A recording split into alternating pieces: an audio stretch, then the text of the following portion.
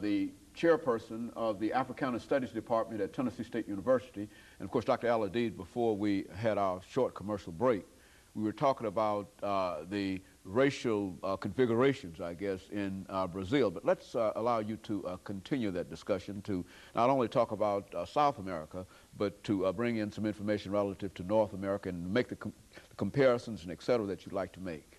Yeah, one thing I think is very important, if you study the last days of Malcolm X, especially when he formed this organization called the Organization of Afro-American Unity, he came up with the concept of Afro-American.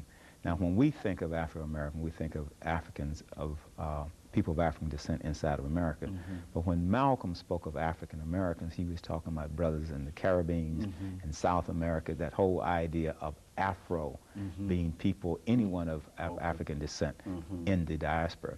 And so the thing that we have to recognize here inside the United States, that we have Africans from all parts of the world. We have Africans in this country from Jamaica, from Trinidad, from Nigeria, from Ghana. And this configuration inside of America almost is a microcosm of the African world. So we have a microcosm of the African continent, and we also have a microcosm of the African world. And one of the big problems that we struggle with in the field of Africana studies is to get people of African descent talking to each other in spite of who they were colonized by. A lot of times, because our brothers are from the Spanish-speaking part of the world, they might be Puerto Ricans, or they might be of some other group that speaks Spanish, or from Mexico or Panama, then we don't tend to identify them because we see them as being different. See them more being as Spanish than they are of African. And they play into the same kind of concept. And so that strategy that the colonizers use of divide and rule still is in effect, because now we're divided by languages.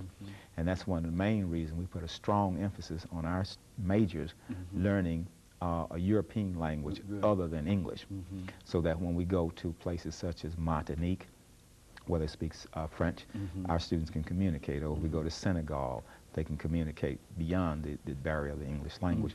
So I think it's very important for us inside of America who are of African descent to start having more authentic dialogue and interaction with each other.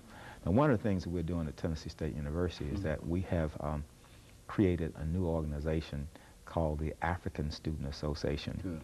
And when the brother came to me to form that organization, at first he wanted to form an organization that would represent continental Africans. But I told him, I said, Africa is where Africans are. So he expanded the concept. Whole concept. So now this organization comprises students from the African continent, from the Caribbean, from South America. So if you are a black man, as Peter Tarr said, you're an African. Regardless of how you might describe yourself. How you might describe yourself, regardless of the fact that you don't speak Kiswahili or Yoruba or Hausa. The fact is that genetically and historically and even culturally, we're still just as African as we ever were.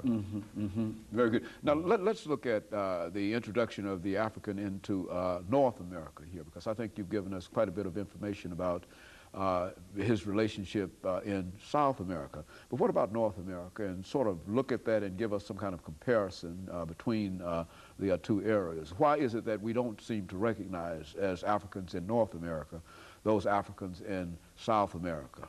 Yes. One thing that I think is important to realize is that a lot of times when we think about Afro-American history or African-American history, the first thing we start with Jamestown, Virginia, 1619.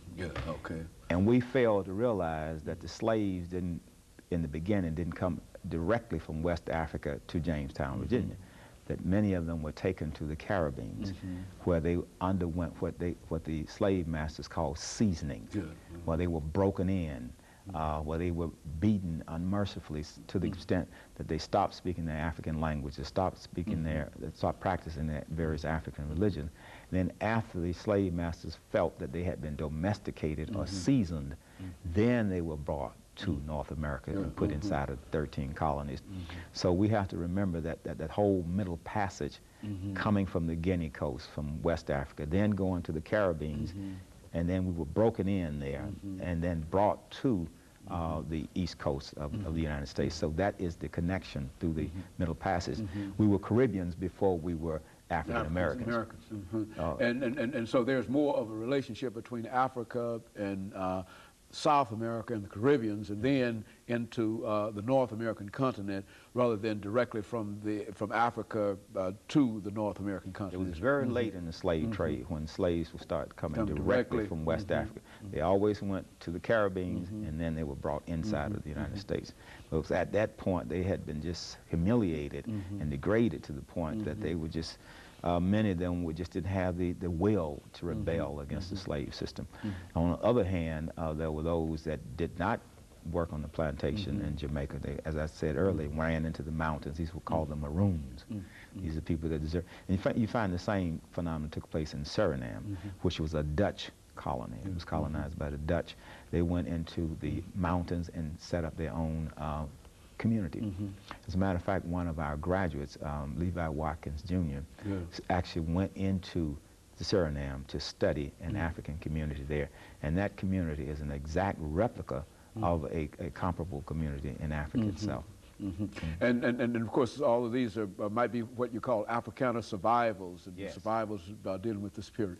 You know, I think, Dr. AAl-Hadid, one of the things that many people fail to realize is that while we talk about the Africans in North America and South America, many of us fail to really grasp the economic importance of the slave trade. Let's talk about it from that perspective. I mean, how profitable was it when you dealt with slaves, and what part did slavery play in the overall economy of those particular areas? Well, first of all, we have to realize that the transatlantic slave trade set the stage for capitalism in this country. It set the stage for the Industrial Revolution. It's what is called the stage of primitive accumulation. And in that process, there was a system that they created called the triangular trade, where ships, people invested in slave ships. There was a stock market in Europe. They could go to there's a street rather, in England called Derby Street, which is like Wall Street in the United States. And people could invest in a slave cargo.